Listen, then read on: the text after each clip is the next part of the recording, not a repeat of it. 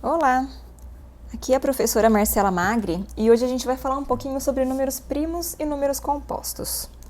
Qual que é a definição de números primos?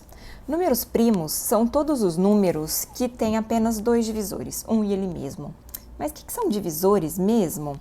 Se eu pensar no meu número 10, divisores são todos os números que dividem o número 10 sem sobrar nenhum resto. 10 dividido por 1 é 10 e não sobra resto. 10 dividido por 2 dá 5 e não sobra resto. Se eu dividir por 3 vai dar resto, então o 3 não é um divisor. O 4 não é um divisor. O 5 é um divisor. Eu consigo fazer 10 dividido por 5, que vai dar 2 e não dá resto. Meu próximo divisor é o número 10, que eu consigo fazer 10 dividido por 10, que vai dar 1 e não sobra resto. Então vamos ver de novo a definição. Números primos têm apenas dois divisores, 1 e ele mesmo. O 10 tem o 1 como divisor e tem ele mesmo como divisor, mas ele tem mais 2, ele tem 4 divisores, então o 10 não é um número primo. O número 2 é um número primo, porque ele só é divisível por 1 e por 2, ou seja, ele só é divisível por 1 e por ele mesmo. O número 5 é um número primo, ele é divisível por 1 e por ele mesmo. O número 13 é um número primo, só é divisível por 1 e por ele mesmo. E o que são números compostos? São todos os números que têm 3 ou mais divisores. Então, o número 10 é um número composto, porque ele é divisível por 1, 2, 5 e 10. Tem 4 divisores. Se eu pensar no meu número 6, quem são os divisores do 6? 1, 2, 3 e 6. Se eu pensar no meu número 20, quem são os divisores do 20? Ele é divisível por 1, por 2, por 4, por 5... por 10 e por 20. Então, todos eles sempre terão 1 e ele mesmo como divisores. Eu só preciso saber se ele tem mais divisores do que 1 e ele mesmo. Eu sempre gosto de fazer um arco-íris. O que quer dizer esse arco-íris? Quando eu faço 1 vezes 20, 20. 2 vezes 10, 20. 4 vezes 5, 20. Sempre que você colocar esses números em ordem, fazendo esse arco-íris, multiplicando esses valores, você vai voltar a ter o seu número. Por exemplo, o número 36, quem são os divisores do 36? Eu sei que se eu fizer 1 vezes 36, eu tenho 36. Se eu fizer 2 vezes 18, eu tenho 36. 3 vezes 12, 4 vezes 9 e 6 vezes 6. O 36 tem vários divisores. Então, de novo, 1 vezes 36, 2 vezes 18, 3 vezes 12, 4 vezes 9 e 6 vezes 6 eu consigo o meu 36. Posso fazer esse arco-íris para eu conseguir lembrar de todos os meus divisores. Mas para a definição de números primos e números compostos, eu não preciso saber todos os meus divisores. Se eu souber que tem um e ele mesmo e mais um divisor, eu já sei que tem 3 ou mais, então ele é composto. Como que eu faço, então, para definir quem são meus números primos e quem são meus números compostos? Eu gosto de usar essa tabela com 100 números. O que eu vou fazer? Eu vou pensar no meu número 2, que é um número primo. Todos os múltiplos de 2, todos os números que estão na tabuada do 2, como o 4, o 6, o 8, o 10, todos esses números pares são divisíveis por 2. Ou seja, além de ter 1 e ele mesmo como divisor, tem o número 2 como divisor. Então, por exemplo, o 30, eu sei que ele é divisível por 1 por 30 e ele é divisível por 2 também. Ou seja, ele é um número composto. Ele tem mais divisores do que esses valores, mas isso não me interessa para saber se ele é primo ou composto.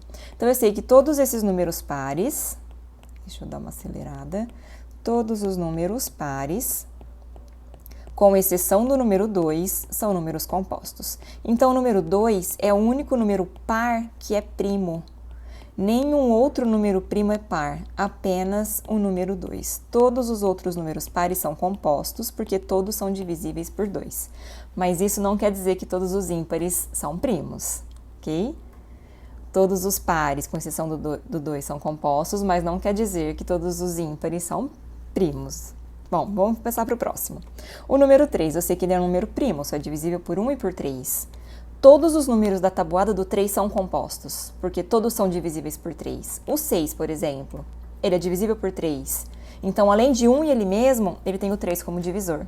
O 6 já está marcado ali, então vou marcar os próximos números que são da tabuada do 3. Lembrando, é só contar de 3 em 3, está no 9? 1, 2, 3, parou no 12.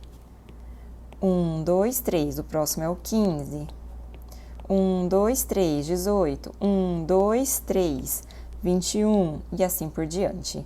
24, 27, 30, 33, 36, 39, 42, 45, 48, 51, 54, 57, 60, 63, 66, 69, 72, 75, 78, 81, 84, 87, 90, 93, 96 e 99. Tirei todos os múltiplos do número 3.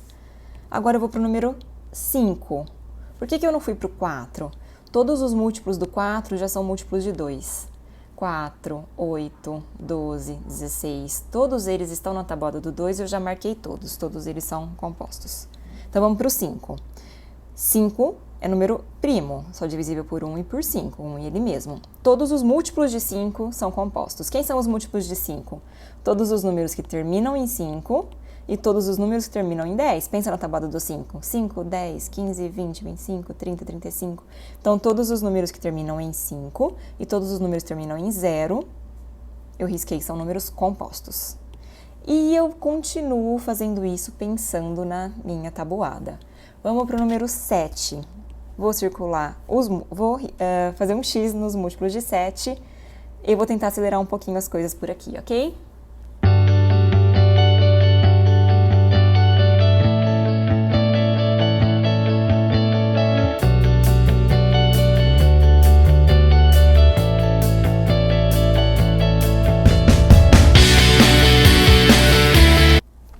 Circulei todos os meus números primos. Então, todos em vermelho são números primos, todos em amarelo são números compostos. O que acontece com o número 1, coitadinho? Foi deixado de lado. O número 1, quem divide o número 1? Ele só é divisível por 1.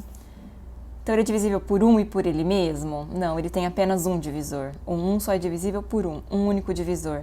Então, ele não entra na definição de número primo, ele não entra na definição de número composto. Então, ele não tem... Ele não é nem um número primo, também não é um número composto. Então, para eu lembrar, professora Marcela, geralmente, se o número termina com 3, ele é primo. Geralmente, se ele termina com 7, ele é primo. Eu não gosto de pensar assim, porque é mais uma coisa da matemática, da escola, que você vai acabar decorando. E eu acho que tudo que a gente decora, ela fica sem sentido depois. Eu gosto de pensar na tabuada. Então, se a professora te perguntar se o 43 é um número primo, vai pensando nas tabuadas do 2, do 3, do 5. Pense nas tabuadas. Você não vai precisar pensar na tabuada até na tabuada do 43. Geralmente pensa no número no meio de 43. Então pensa lá pelo número 21, 22. Se até o 21, 22 das tabuadas você viu que o 43 não se encaixa, ele já é um número primo. Então, eu não gosto de ficar fazendo essa decoreba de geralmente termina em 9, em 7, em 3 ou em 1. É mais uma coisa de matemática que vocês vão decorar para não usar depois. Lembra que matemática não é decorar um procedimento. Matemática é entender um conceito para a gente desenvolver habilidades, a gente desenvolver raciocínio lógico, e desenvolvendo raciocínio lógico e certas habilidades matemáticas, a gente vai conseguir sair bem em qualquer resolução de problemas da nossa vida que nós tivermos, não necessariamente algo que envolva números. Espero que vocês tenham gostado e até a próxima!